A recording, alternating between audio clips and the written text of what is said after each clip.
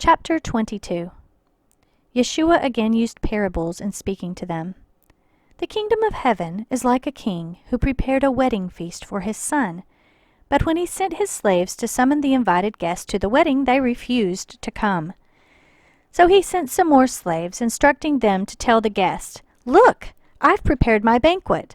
I've slaughtered my bulls and my fattened cattle, and everything is ready. Come to the wedding." But they weren't interested and went off, one to his farm, another to his business, and the rest grabbed his slaves, mistreated them, and killed them. The king was furious and sent his soldiers, who killed those murderers and burned down their city. Then he said to his slaves, "Well, the wedding feast is ready, but the ones who were invited didn't deserve it. So go out to the street corners and invite to the banquet as many as you find." The slaves went out into the streets, gathered all the people they could find, the bad along with the good, and the wedding hall was filled with guests. Now when the king came in to look at the guests, he saw there a man who wasn't dressed for a wedding, so he asked him, "Friend, how did you get in here without wedding clothes?" The man was speechless. Then the king said to the servants, "Bind him hand and foot, and throw him outside in the dark. In that place people will wail and grind their teeth, for many are invited, but few are chosen." Then the Purushim went away and put together a plan to trap Yeshua with his own words. They sent him some of their Talmudim and some members of Herod's party. They said, "Rabbi, we know that you tell the truth and really teach what God's way is. You aren't concerned with what other people think about you, since you pay no attention to a person's status. So tell us your opinion. Does Torah permit paying taxes to the Roman emperor or not?" Yeshua, however, knowing their malicious intent, said, "You hypocrites, why are you trying to trap me? Show me the coin used to pay the tax." They brought him a denarius, and he asked them, "Whose name and picture are these?" "The emperor's," they replied. Yeshua said to them, "Give to Caesar what belongs to Caesar, and give to God what belongs to God." On hearing this, they were amazed, and they left him and went away. That same day, some Zaddukim came to him. They are the ones who say there is no such thing as resurrection, so they put to him a she'elah. "Rabbi, Moshe said, if a man dies childless, his brother must marry his widow and have children to preserve the man's family line. There were 7 brothers. The first one married and then died, and since he had no children, he left his widow to his brother. The same thing happened to the second brother and the third, and finally to all 7. After them all, the woman died. Now in the resurrection, of the 7, whose wife will she be? For they all married her." Yeshua answered them, "The reason you go astray is that you are ignorant both of the Tanakh and the power of God. For in the resurrection, neither men nor women will marry. Rather, they will be like angels in heaven. And as for whether the dead are resurrected, haven't you read what God said to you? I am the God of Abraham, the God of Yitzchak, and the God of Yaakov. He is God not of the dead, but of the living." When the crowds heard how he taught, they were astounded. But when the Purushim learned that he had silenced the Zaddukim, they got together, and one of them, who was a Torah expert, asked a she'elah to trap him. "Rabbi, which of the mitzvot in the Torah is the most important?" He told him, "You are to love Adonai your God with all your heart, and with all your soul, and with all your strength. This is the greatest and most important mitzvah. And a second is similar to it. You are to love your neighbor as yourself. All of the Torah and the prophets are dependent on these 2 mitzvot." Then, turning to the assembled Purushim, Yeshua put a she'elah to them. "Tell me your view concerning the Messiah. Whose son is he?" They said to him, "David's." "Then how is it," he asked them, "that David, inspired by the Spirit, calls him Lord when he says, 'Adonai said to my Lord, sit here at my right hand until I put your enemies under your feet'? If David thus calls him Lord, how is he his son? No one could think of anything to say in reply, and from that day on no one dared put to him another she'elah. Chapter 23. Then Yeshua addressed the crowds and his talmidim, the Torah teachers and the Perushim. He said, "Sit in the seat of Moshe. So whatever they tell you, take care to do it. But don't do what they do, because they talk, but don't act. They tie heavy loads onto people's shoulders, but won't lift a finger to help carry them. Everything they do is done to be seen by others, for they make their tefillin broad, and their zitziot long. They love the place of honor at banquets and the best seats in the synagogues, and they love being greeted deferentially in the marketplaces and being called rabbi. But you are not to let yourselves be called rabbi, because you have one rabbi, and you are all each other's brothers. And do not call anyone on earth father, because you have one Father, and he is in heaven. Nor are you to let yourselves be called leaders, because you have one leader, and he is the Messiah. The greatest among you must be your servant, for whoever promotes himself will be humbled, and whoever humbles himself will be promoted. But woe to you, hypocritical Torah teachers and Perushim, for you are shutting the kingdom of heaven in people's faces, neither entering yourselves, nor allowing those who wish to enter to do so. Woe to you, hypocritical Torah teachers and Perushim! You go about over land and sea to make one proselyte, and when you succeed, you make him twice as fit for Gehinnom as you are. Woe to you, you blind guides! You say, if someone swears by the temple, he is not bound by his oath, but if he swears by the gold in the temple, he is bound. You blind fools! Which is more important, the gold or the temple which makes the gold holy? And you say, if someone swears by the altar, he is not bound by his oath, but if he swears by the offering on the altar, he is bound. Blind men! Which is more important, the sacrifice or the altar which makes the sacrifice holy?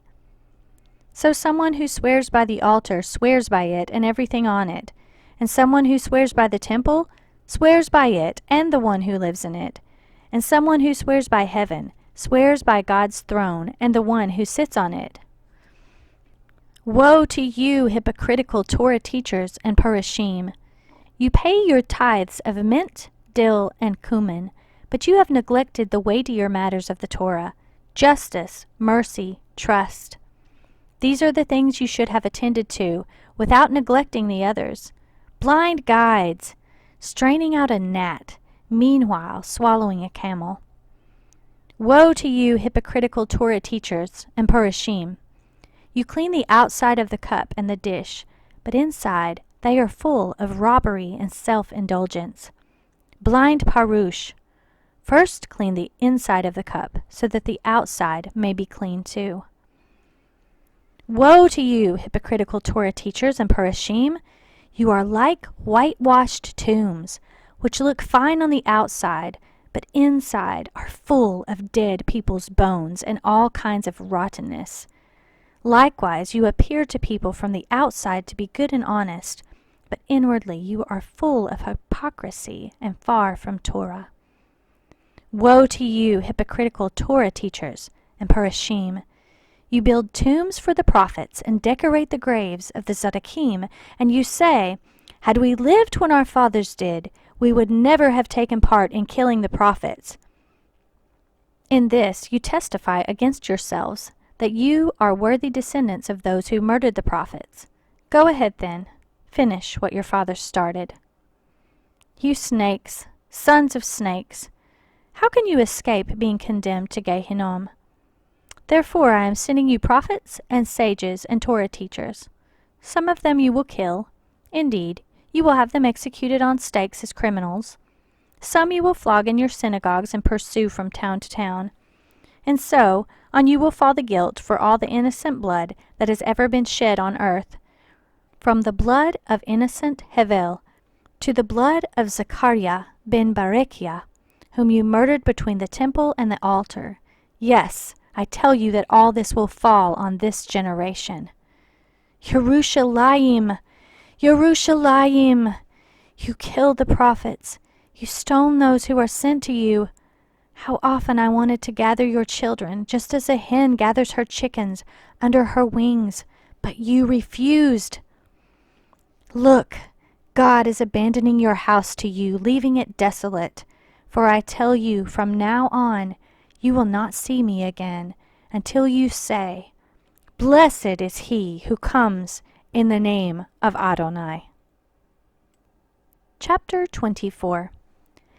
As Yeshua left the temple and was going away, his talmidim came and called his attention to its buildings. But he answered them, You see all these? Yes, I tell you, they will be totally destroyed. Not a single stone will be left standing. When he was sitting on the Mount of Olives, the talmidim came to him privately. Tell us, they said, when will these things happen, and what will be the sign that you are coming, and that the Olam Hazeh is ending? Yeshua replied, Watch out, don't let anyone fool you, for many will come in my name, saying, I am the Messiah, and they will lead many astray. You will hear the noise of wars nearby, and the news of wars far off. See to it that you don't become frightened. Such things must happen, but the end is yet to come. For peoples will fight each other, nations will fight each other, and there will be famines and earthquakes in various parts of the world. All this is but the beginning of the birth pains. At that time you will be arrested and handed over to be punished and put to death, and all peoples will hate you because of me. At that time many will be trapped into betraying and hating each other. Many false prophets will appear and fool many people, and many people's love will grow cold because of increased distance from Torah. But whoever holds out till the end will be delivered. And this good news about the kingdom will be announced throughout the whole world as a witness to all the nations. It is then that the end will come. So when you see the abomination that causes desolation spoken about through the prophet Daniel standing in the holy place, let the reader understand the allusion. That will be the time for those in Yehuda to escape to the hills. If someone is on the roof, he must not go down to gather his belongings from the house. If someone is in the field, he must not turn back to get his coat. What a terrible time it will be for pregnant women and nursing mothers. Pray that you will not have to escape in winter or on Shabbat, for there will be trouble then worse than there has ever been, from the beginning of the world until now, and there will be nothing like it again. Indeed, if the length of this time had not been limited, no one would survive. But for the sake of those who have been chosen, its length will be limited. At that time, if someone says to you, Look, here's the Messiah, or there he is, don't believe him, for there will appear false messiahs and false prophets performing great miracles, amazing things, so as to fool even the chosen, if possible. There I have told you in advance, so if people say to you, Listen, he's out in the desert, don't go. Or look, he's hidden away in a secret room. Don't believe it. For when the Son of Man does come, it will be like lightning that flashes out of the east and fills the sky to the western horizon. Wherever there's a dead body, that's where you find the vultures. But immediately following the trouble of those times, the sun will grow dark, the moon will stop shining, the stars will fall from the sky, and the powers in heaven will be shaken. Then the sign of the Son of Man will appear in the sky. All the tribes of the land will mourn, and they will see the Son of Man coming on the clouds of heaven with tremendous power and glory. He will send out his angels with a great shofar, and they will gather together his chosen people from the four winds, from one end of heaven to the other. Now let the fig tree teach you its lesson. When its branches begin to sprout and leaves appear, you know that summer is approaching. In the same way, when you see all these things, you are to know that the time is near, right at the door. Yes, I tell you that this people will certainly not pass away before all these things happen. Heaven and earth will pass away, but my words will never pass away. But when that day and hour will come, no one knows, not the angels in heaven, not the Son, only the Father. For the Son of Man's coming will be just as it was in the days of Noah. Back then, before the flood, people went on eating and drinking. taking wives and becoming wives, right up till the day Noah entered the ark. And they didn't know what was happening until the flood came and swept them all away.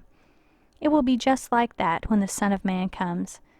Then there will be 2 men in a field. One will be taken and the other left behind. There will be 2 women grinding flour at the mill. One will be taken and the other left behind. So stay alert, because you don't know on what day your Lord will come. But you do know this: had the owner of the house known when the thief was coming, he would have stayed awake and not allowed his house to be broken into. Therefore you too must always be ready, for the Son of Man will come when you are not expecting him. Who is the faithful and sensible servant whose master puts him in charge of the household staff to give them their food at the proper time? It will go well with that servant if he is found doing his job when his master comes. Yes, I tell you that he will put him in charge of all he owns. But if that servant is wicked and says to himself, "My master is taking his time," and he starts beating up his fellow servants and spends his time eating and drinking with drunkards, then his master will come on a day the servant does not expect, at a time he doesn't know, and he will cut him in 2 and put him with the hypocrites, where people will wail and grind their teeth. Chapter 25. The kingdom of heaven at that time will be like 10 bridesmaids who took their lamps and went out to meet the groom. 5 of them were foolish, and 5 were sensible. The foolish ones took lamps with them, but no oil, whereas the others took flasks of oil with their lamps. Now the bridegroom was late, so they all went to sleep. It was the middle of the night when the cry rang out, "The bridegroom is here! Go out to meet him!" The girls all woke up and prepared their lamps. The foolish ones said to the sensible ones, "Give us some of your oil, because our lamps are going out." "No," they replied, "there may not be enough for both you and us. Go to the oil dealers and buy some for yourselves." But as they were going off to buy, the bridegroom came. Those who were ready went with him to the wedding feast, and the door was shut. Later, the other bridesmaids came. "Sir, sir," they cried, "let us in." But he answered, "Indeed, I tell you, I don't know you." So stay alert, because you know neither the day nor the hour. For it will be like a man about to leave home for a while, who entrusted his possessions to his servants. To one he gave 5 talents, equivalent to 100 years' wages, to another 2 talents, and to another 1 talent, to each according to his ability. Then he left. The one who had received 5 talents immediately went out, invested it, and earned another 5. Similarly, the one given 2 earned another 2. But the one given 1 talent went off, dug a hole in the ground, and hid his master's money. After a long time, the master of those servants returned to settle accounts with them. The one who had received 5 talents came forward, bringing the other 5, and said, "Sir, you gave me 5 talents. Here, I have made 5 more." His master said to him, "Excellent! You are a good and trustworthy servant. You have been faithful with a small amount, so I will put you in charge of a large amount. Come and join in your master's happiness." Also, the one who had received 2 came forward and said, "Sir, you gave me 2 talents. Here, I have made 2 more." His master said to him, "Excellent! You are a good and trustworthy servant. You have been faithful with a small amount, so I will put you in charge of a large amount. Come and join in your master's happiness." Now the one who had received 1 talent came forward and said, "I knew you were a hard man. You harvest where you didn't plant and gather where you didn't sow seed. I was afraid, so I went and hid your talent in the ground. Here, take what belongs to you." "You wicked, lazy servant," said the master. "So you knew, did you, that I harvest where I haven't planted, and that I gather where I didn't sow seed? Then you should have deposited my money with the bankers, so that when I returned I would at least have gotten back interest with my capital. Take the talent from him, and give it to the one who has 10. For everyone who has something will be given more, so that he will have more than enough.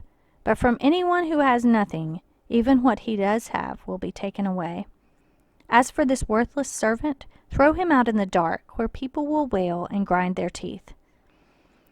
When the Son of Man comes in his glory, accompanied by all the angels, he will sit on his glorious throne. All the nations will be assembled before him, and he will separate people one from another, as a shepherd separates sheep from goats. The sheep he will place at his right hand, and the goats at his left. Then the king will say to those on the right, "Come, you whom my Father has blessed, take your inheritance, the kingdom prepared for you from the founding of the world. For I was hungry, and you gave me food. I was thirsty, and you gave me something to drink. I was a stranger, and you made me your guest. I needed clothes, and you provided them. I was sick, and you took care of me. I was in prison, and you visited me." Then the people who have done what God wants will reply, "Lord, when did we see you hungry and feed you, or thirsty and give you something to drink? When did we see you a stranger and make you our guest, or needing clothes and provide them? When did we see you sick or in prison and visit you?" The king will say to them, "Yes, I tell you that whenever you did these things for one of the least important of these brothers of mine, you did them for me." Then he will also speak to those on his left, saying, "Get away from me, you who are cursed. Go off into the fire prepared for the adversary and his angels. For I was hungry, and you gave me no food, thirsty, and you gave me nothing to drink, a stranger, and you did not welcome me, needing clothes, and you did not give them to me, sick and in prison, and you did not visit me." Then they too will reply, "Lord, when did we see you hungry, thirsty, a stranger, needing clothes, sick, or in prison, and not take care of you?" And he will answer them, "Yes, I tell you that whenever you refuse to do it for the least important of these people, you refuse to do it for me." They will go off to eternal punishment, but those who have done what God wants will go to eternal life. Chapter 26. When Yeshua had finished speaking, he said to his Talmudim, "As you know, Pesach is 2 days away, and the Son of Man will be handed over to be nailed to the execution stake." Then the head Kohanim and the elders of the people gathered in the place of Caiaphas, the Kohen Hagadol. They made plans to arrest Yeshua surreptitiously and have him put to death. But they said, "Not during the festival, or the people will riot." Yeshua was in Beit Anya at the home of Shimon, the man who had had Zara'at. A woman who had an alabaster jar filled with very expensive perfume approached Yeshua while he was eating and began pouring it on his head. When the Talmudim saw it, they became very angry. "Why this waste?" they asked. "This could have been sold for a lot of money and given to the poor." But Yeshua, aware of what was going on, said to them, "Why are you bothering this woman? She has done a beautiful thing for me. The poor you will always have with you, but you will not always have me. She poured this perfume on me to prepare my body for burial. Yes, I tell you that throughout the whole world, wherever this good news is proclaimed, what she has done will be told in her memory." Then one of the 12, the one called Yehuda from Keriot, went to the head Kohanim and said, "What are you willing to give me if I turn Yeshua over to you?" They counted out 30 silver coins and gave them to Yehuda. From then on he looked for a good opportunity to betray him. On the first day for Matzah, the Talmudim came to Yeshua and asked, "Where do you want us to prepare your Seder?" "Go into the city to so-and-so," he replied, "and tell him that the rabbi says, 'My time is near. My Talmudim and I are celebrating Pesach at your house.'" The Talmudim did as Yeshua directed and prepared the Seder. When evening came, Yeshua reclined with the 12 Talmudim, and as they were eating he said, "Yes, I tell you that one of you is going to betray me." They became terribly upset and began asking him one after the other, "Lord, you don't mean me, do you?" He answered, "The one who dips his matzah in the dish with me is the one who will betray me. The Son of Man will die, just as the Tanakh says he will. But woe to that man by whom the Son of Man is betrayed. It would have been better for him had he never been born. Yehuda, the one who was betraying him, then asked, "Surely, Rabbi, you don't mean me?" He answered, "The words are yours." While they were eating, Yeshua took a piece of matzah, made the barakah, broke it, gave it to the talmidim, and said, "Take, eat, this is my body." Also he took a cup of wine, made the barakah, and gave it to them, saying, "All of you drink from it, for this is my blood, which ratifies the new covenant, my blood shed on behalf of many, so that they may have their sins forgiven. I tell you, I will not drink this fruit of the vine again until the day I drink new wine with you in my Father's kingdom." After singing the Hallel, they went out to the Mount of Olives. Yeshua then said to them, "Tonight you will all lose faith in me, as the Tanakh says, I will strike the shepherd dead, and the sheep of the flock will be scattered. But after I have been raised, I will go ahead of you into the Galil." "I will never lose faith in you," Kepha answered, "even if everyone else does." Yeshua said to him, "Yes, I tell you that tonight, before the rooster crows, you will disown me 3 times. "Even if I must die with you," Kepha replied, "I will never disown you." And all the talmidim said the same thing. Then Yeshua went with his talmidim to a place called Gat Shamanim, and said to them, "Sit here while I go over there and pray." He took with him Kepha and Zabdi's 2 sons. Grief and anguish came over him, and he said to them, "My heart is so filled with sadness that I could die. Remain here and stay awake with me." Going on a little farther, he fell on his face, praying, "My Father, if possible, let this cup pass from me. Yet not what I want, but what you want." He returned to the talmidim and found them sleeping. He said to Kepha, "Were you so weak that you couldn't stay awake with me for even an hour? Stay awake and pray that you will not be put to the test. The spirit indeed is eager, but human nature is weak." A second time he went off and prayed, "My Father, if this cup cannot pass away unless I drink it, let what you want be done." Again he returned and found them sleeping. Their eyes were so heavy. Leaving them again, he went off and prayed a 3rd time, saying the same words. Then he came to the talmidim and said, "For now, go on sleeping. Take your rest. Look, the time has come for the Son of Man to be betrayed into the hands of sinners. Get up, let's go. Here comes my betrayer." While Yeshua was still speaking, Yehuda, one of the 12, came, and with him a large crowd carrying swords and clubs from the head Kohanim and elders of the people. The betrayer had arranged to give them a signal. "The man I kiss is the one you want. Grab him." He went straight up to Yeshua, said, "Shalom, Rabbi," and kissed him. Yeshua said to him, "Friend, do what you came to do." Then they moved forward, laid hold of Yeshua, and arrested him. At that, one of the men with Yeshua reached for his sword, drew it out, and struck at the servant of the Kohen Hagadol, cutting off his ear. Yeshua said to him, "Put your sword back where it belongs, for everyone who uses the sword will die by the sword. Don't you know that I can ask my Father, and he will instantly provide more than 12 armies of angels to help me? But if I did that, how could the passages in the Tanakh be fulfilled that say it has to happen this way?"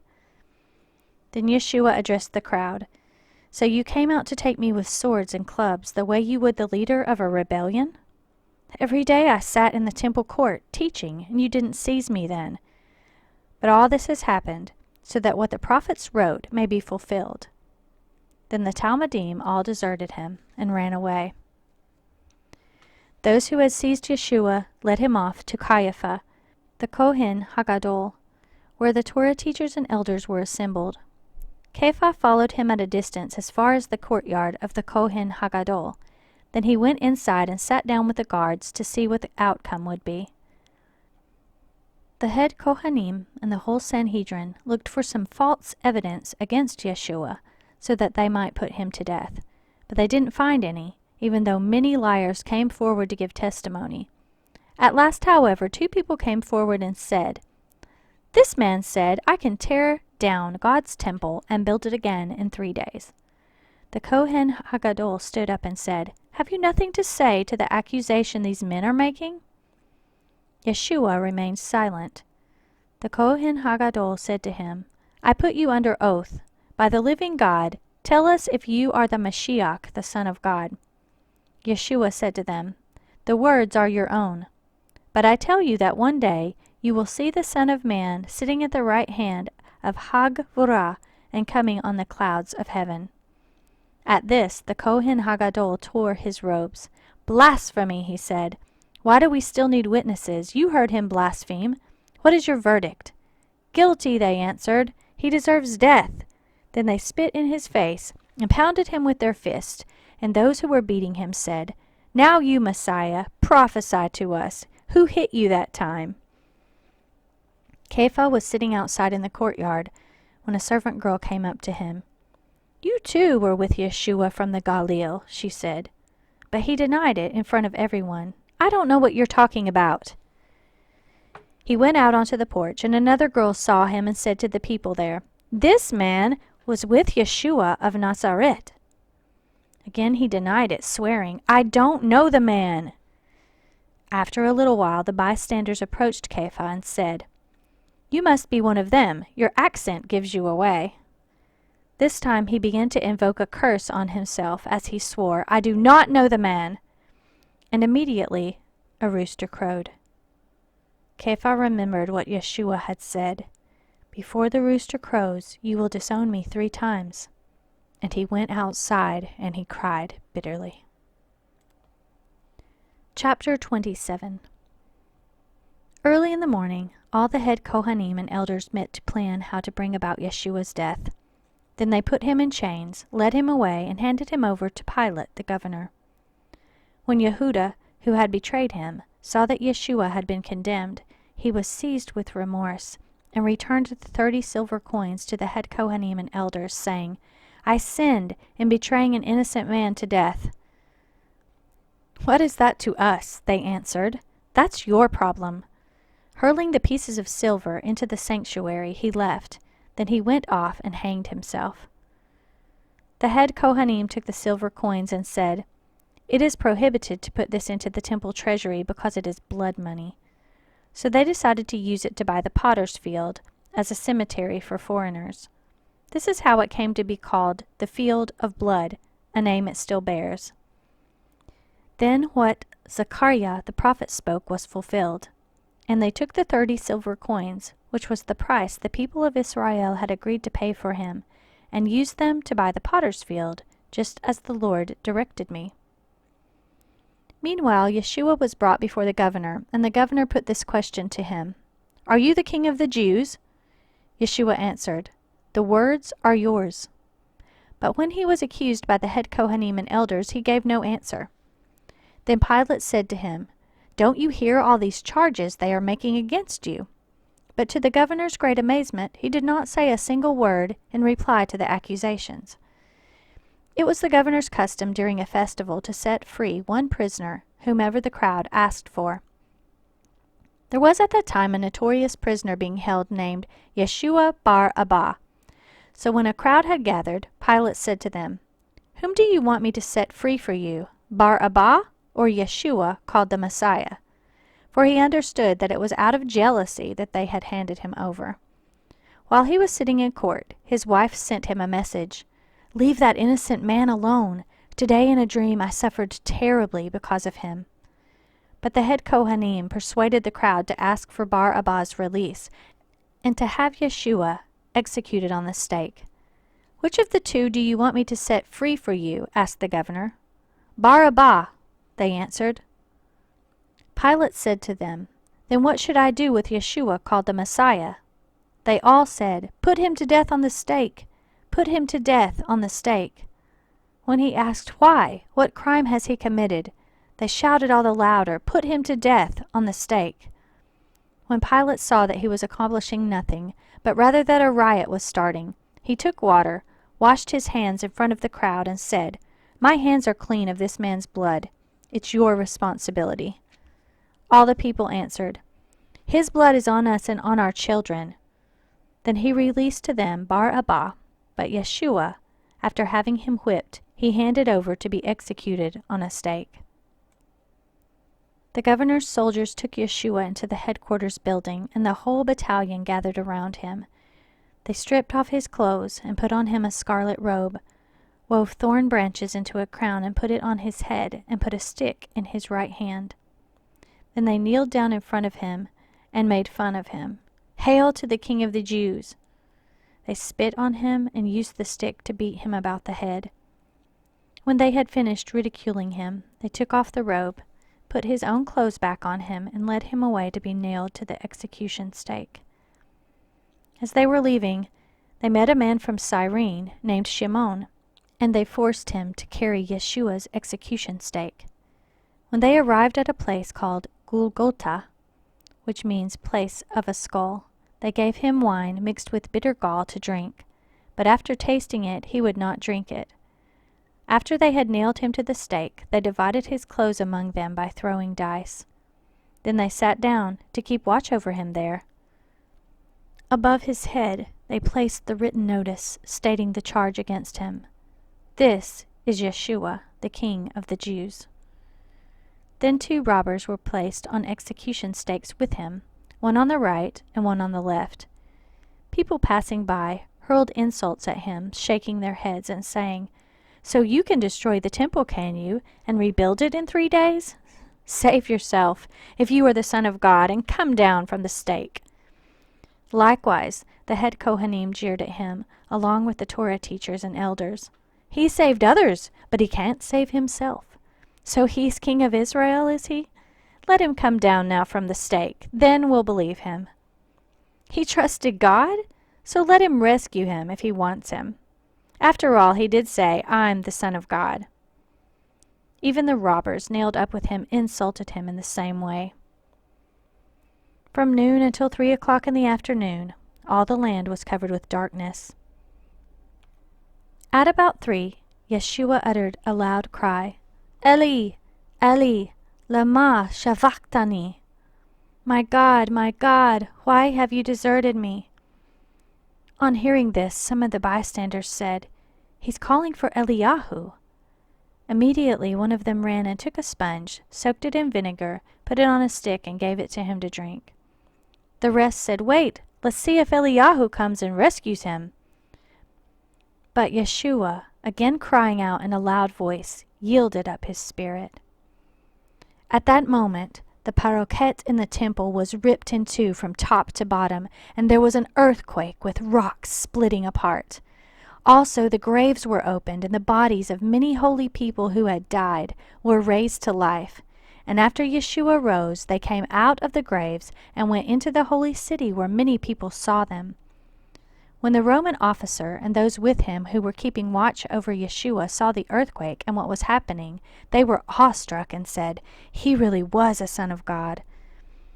There were many women there, looking on from a distance. They had followed Yeshua from the Galilee, helping him.